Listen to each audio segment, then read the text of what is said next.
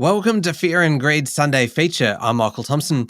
It is, of course, Melbourne Cup week, and our interview is on that theme, but it is a little bit unusual. Way back in September of 2020, back in the early days of Fear and Greed and in the middle of the pandemic, we spoke to Steve Mills, who by day is one of the breakfast presenters on the Perth radio station 6PR.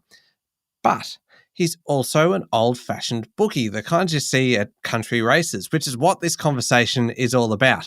I won't say too much more because you're about to hear it. It is a brilliant conversation, a brilliant interview by Sean Aylmer, a great chat with someone who knows how to tell a story. I hope you enjoy it.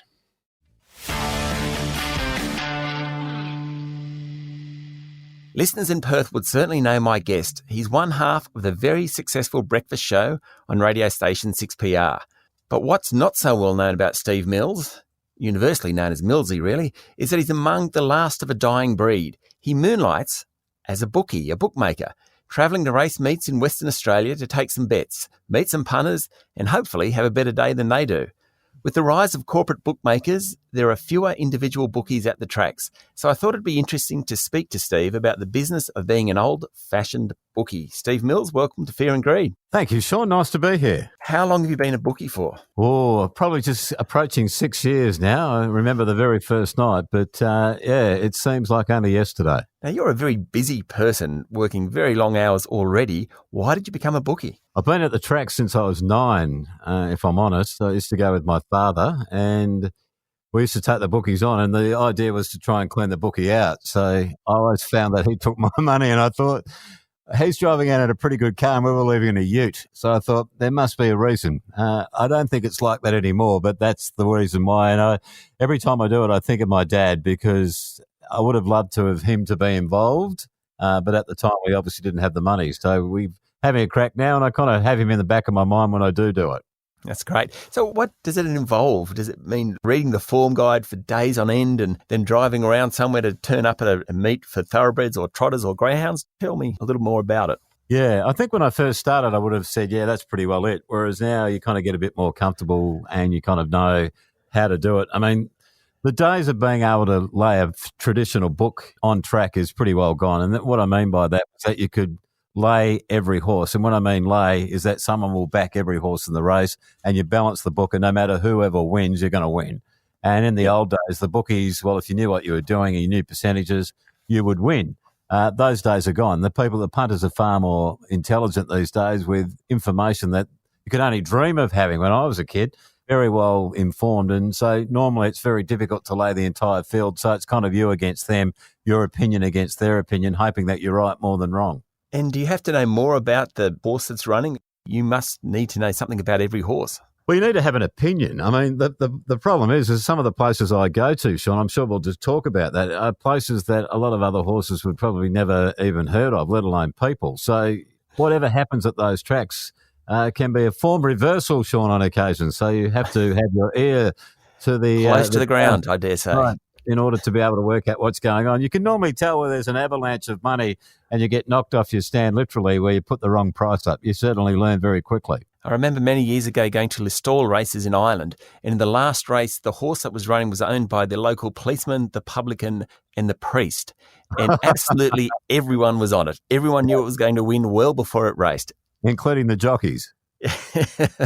Definitely, very important they knew. So where do you go? You mentioned that. Where do you go to actually be a bookie? What races? Yeah, well, one of the reasons why I did get into it is because, as you said, I work in an industry like the media, but the racetrack is like no other place. There's people there that have got a lot of money. There's people that haven't got much money at all. And it has an attraction for royalty and also rogues. So I go far and wide, and I do it because I actually like the experience. One, driving to a country race meeting.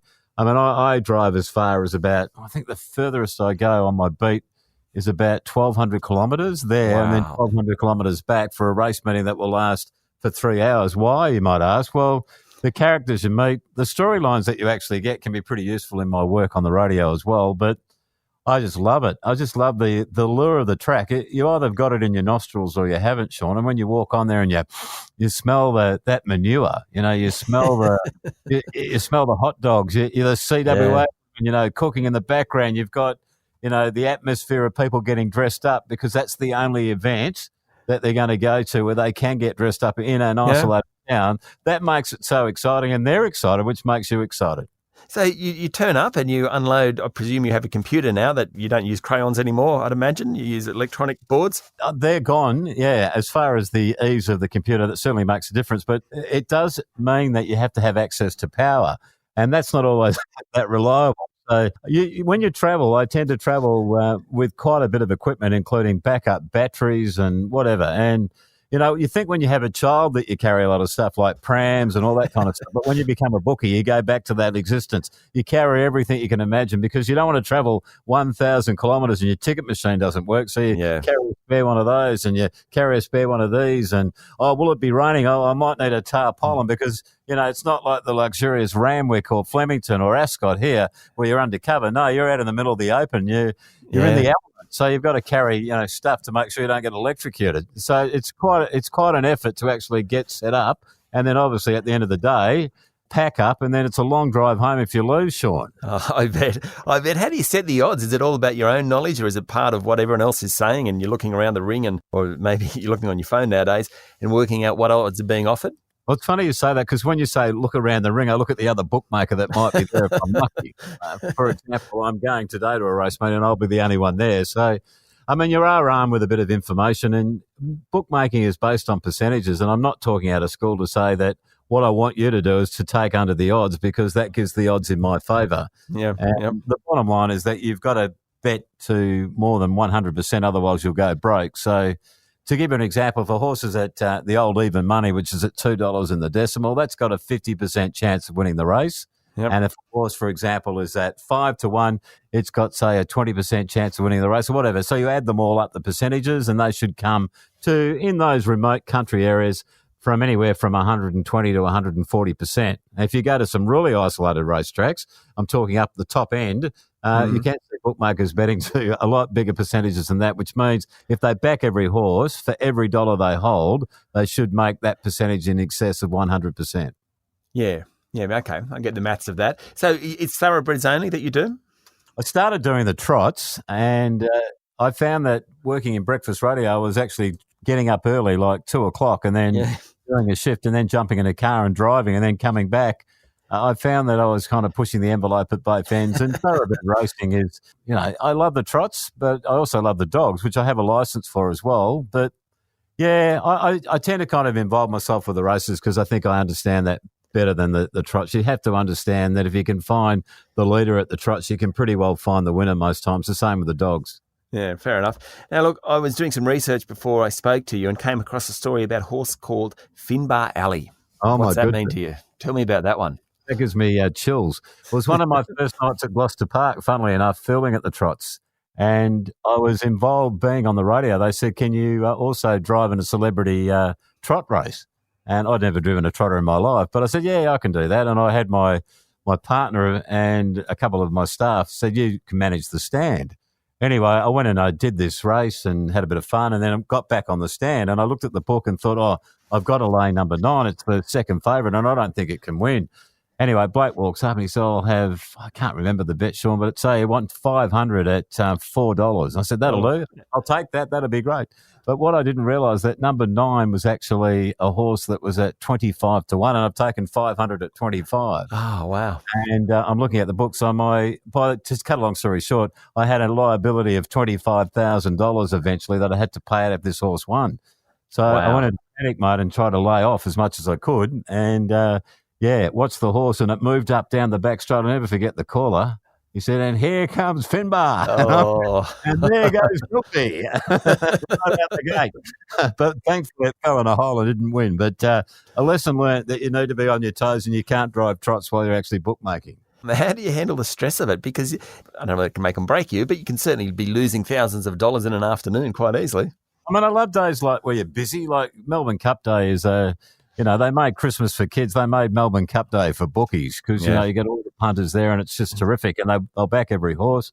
And you're on your toes and, people are backing every type of horse. And you haven't got time to look at your book as much as you'd like because you're writing tickets. You can be exposed. So you've got to keep your wits about you. And the key is not to panic. It's like doing anything in life.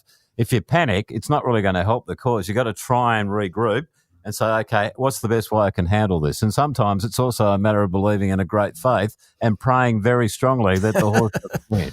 Finding religion all of a sudden. You find it very quickly at the racetrack as a bookie. I'd imagine. I want to get rid of one fallacy, though, that everyone says that all bookies are rich. That's not true. It's extremely difficult with the overheads today of actually being able to make a quid. And the anonymity that corporate bookmakers actually provide punters these days make it extremely difficult for on-track bookmakers to survive. Yeah, but there's nothing like going up to the bookie and giving him the $20 that actually it really hurts when you give them $20 as opposed to transferring it electronically from an account. And you're giving the $20 to a bookie, it really matters, I reckon. Yeah, but it also means that, the corporates have got them covered because of the fact that it's a bit like playing at a casino and you're playing with chips. You don't even think about it as being a $20 note, do you? It's just a chip.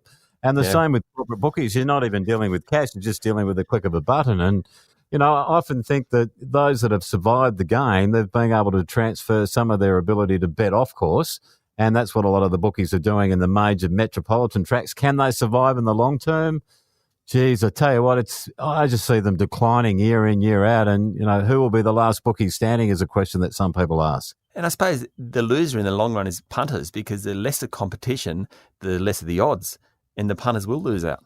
Yeah, that's true. And you'll find that on course, that often you do get a better price, particularly if you've got a relationship with a bookmaker. And the other thing that people forget is that with a bookmaker on course, we have to bet you. So there's legislation that requires me to accept a bet. I can't knock you back. The corporates have been in that position where they can knock bets back. New South Wales changed that legislation. We're in the process of doing it as well, where they have to bet you. But there's other ways that they sneak out of it by saying, we've closed your account down because we were worried that you might have been a problem gambler, or they reduced the amount of money that you can put in your account for similar reasons. So they've kind of got around that, and it's still not quite right. But the excitement of seeing a racetrack full of bookies is one that I'll never forget in the halcyon days. And I just try to, a bit like the old boxing promoters, Sean, I just try to keep that tradition alive by fronting out and driving 1,000 Ks. But when someone walks up to you and says, what do? You kind of scratch your head and go, well, there you go. They obviously have been a bookmaker before. It sounds like you enjoy the social aspect of it all. I love it, yeah. I mean, some of the characters you meet, the further out you get, even better. But we've got a great country. No matter where you are, I'm sure if you went to a race meeting in Outback New South Wales, Outback Queensland, Victoria, anywhere, you meet characters, and that's a good thing. You've got people that are living off cardboard and they feed their horses more than they feed themselves, and they're desperate for a win. Yeah. And desperate people can do desperate things. You've got to be alert to that. But just the excitement that when the races come to town, for a lot of these tracks, it's a once-a-year experience, and we're part of that. We're just one bit of the excitement. But it's an Australian pastime. I hope that it never goes. But there are people that are on the peripheral that would like to see us finish. But I can say, having been involved, the days of the corruption and all that kind of stuff, hopefully they're behind us, because with technology, etc., these days, it's very hard to pull a shifty like they used to be able to do. And just finally, how's COVID affected things? We got locked out like a lot of others got locked out. We've been back now for probably about 2 to 3 months. That's in WA. I do know that in other parts of the country that hasn't happened yet. What was really fascinating, Sean, was that when they did say you can go back on track, the numbers went up by about 25%, and we're still enjoying that. So thankfully, situation with COVID hasn't been as bad as it has been elsewhere in the country. But we've seen more people come to the track because I think COVID gave a lot of people an exposure to racing. When football wasn't being played, people went looking for a sport, and thankfully racing was able to continue. And they've developed a bit of a love for the sport, which I've had since I was a kid, and I probably will until I leave this planet. Well, keep going. Millsy, thanks for talking to Fair and Greed. Thank you, Sean. Great to talk. That was Steve Mills, co-host of The Breakfast Show on Perth radio station 6PR and part-time bookmaker.